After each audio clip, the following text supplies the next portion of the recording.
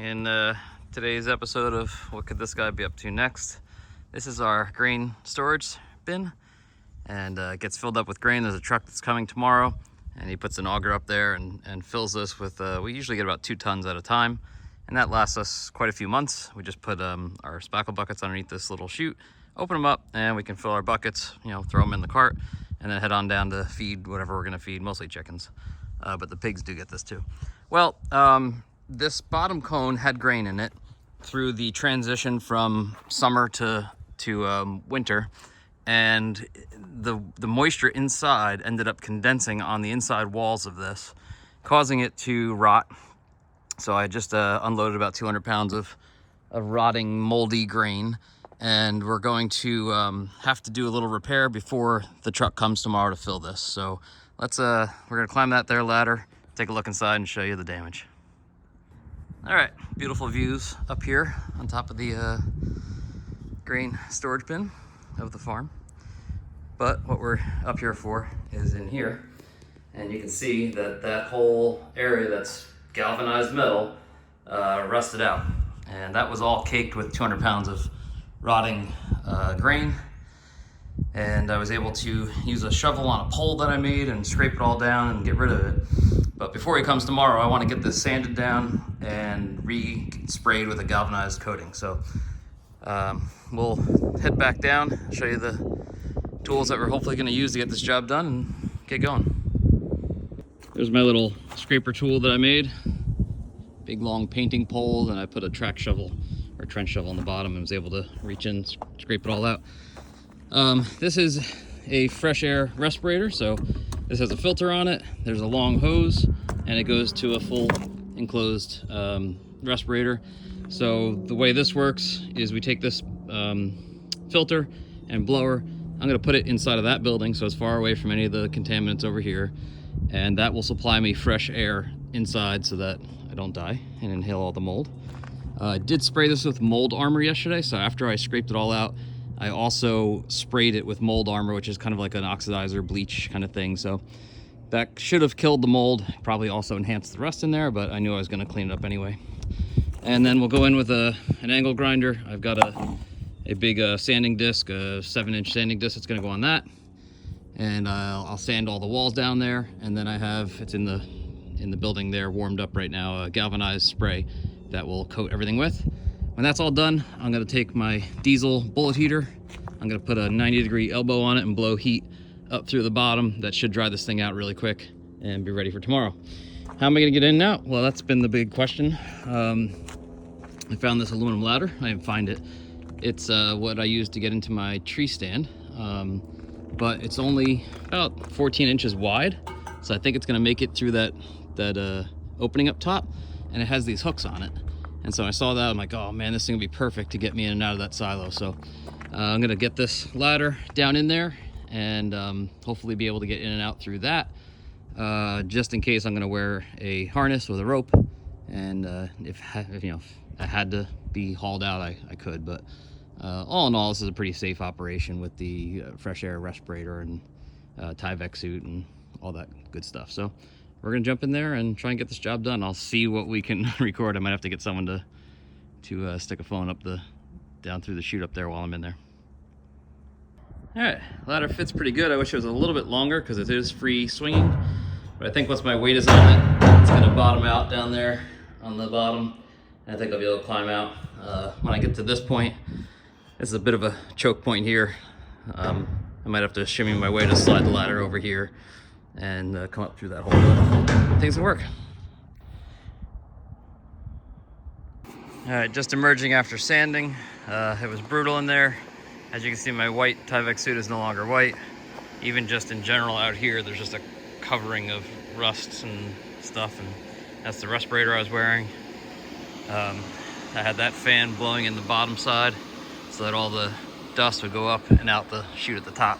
So I got it pretty well sanded down now. I'm gonna go get some compressed air and try and blow all the dust that's kind of settled on the ridges of the walls and on the nuts and bolts to get that out, and then begin painting. But yeah, that wasn't fun. But thankfully the ladder works, so I can climb in and out on my own. Alright, well, we are inside the feed bin. That is the ladder that I hooked on to get down in here. And that's the chute that goes out, where the feed would normally go out. This is the area that I sanded. Well, I sanded the whole thing, but that's where I have not painted yet. And this is the area that I started painting, so it's actually already drying, which is great news. I got a blower coming in from under my feet, blowing air up into here. I myself am, let's see if we can flip this around. I'm in a respirator, and I've got fresh air coming through this line, coming from the building next to this is where the air is coming from. So I am not in danger of breathing anything in this room. I'm breathing fresh air from the building next door. I would not do this without a fresh air respirator. Don't do this with just a regular cartridge respirator. But you can see we're almost done. This is behind me where I haven't sprayed yet. I didn't get all the rust off. I mean, it was, as you can imagine, it was a cloud in here. It was hard to see. I got it down as much as I could, so it's just some surface rust. And usually this galvanized paint stuff does okay over a little bit of light rust. So this is not a permanent fix. This is just to slow this down, and hopefully this summer empty this thing out and really get it coated good. So yeah, that's me inside of a feed bin.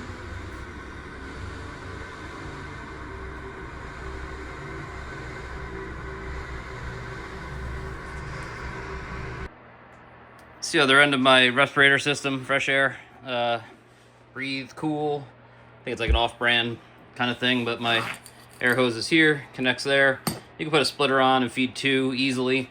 I have this on the lowest setting while I was in there and still had plenty of fresh air, so you can definitely use, there's a Y that goes with this, and you can Y it, run 2 lines, and then just jack that up, and you'll have enough fresh air. And it's just filtering through these cartridges on either side, which really is just for particulate, because you put it in a place where there isn't contaminants, like this snack shack that I'm in next to the feed bin. So I actually put that little heater down next to it and was blowing hot air at it to give me some warm air, which didn't really work too well. But I didn't freeze to death either. So that's the supply side, and then you saw the mask while I was in there. All right, that paint's drying up there. Before we wrap this up, why is this happening? I kind of mentioned before, but I'll just reiterate, you know, it's summertime, there's 90% humidity in the air, and therefore there's 90% humidity inside of that grain bin. Fall comes around, you start getting these really cool nights. This metal on the outside gets really cold, and the warm, moist air inside touches that metal along with the grain and condenses. It takes the moisture on the inside of this silo here, this bin, and it condenses it into water droplets, and they saturate the grain all around inside of there that's touching the walls, and then that turns the mold, and then the mold spreads, and then the cycle happens over and over again until you have a couple 100 pounds of wasted grain. So there's the solution that I first thought of, which is cutting bubble wrap sheets, basically bubble insulation, into these patterns and then adhering it on all the way around. It's going to look ugly. Water's going to roll down it and get into it and make it not insulative again. So that's not a great plan. The other plan that I think I'm going to go with is actually lowering a dehumidifier inside with a line that will run outside, so it'll condense the moisture in the dehumidifier and then spit it outside in a line. I'm going to try that for the times when this happens.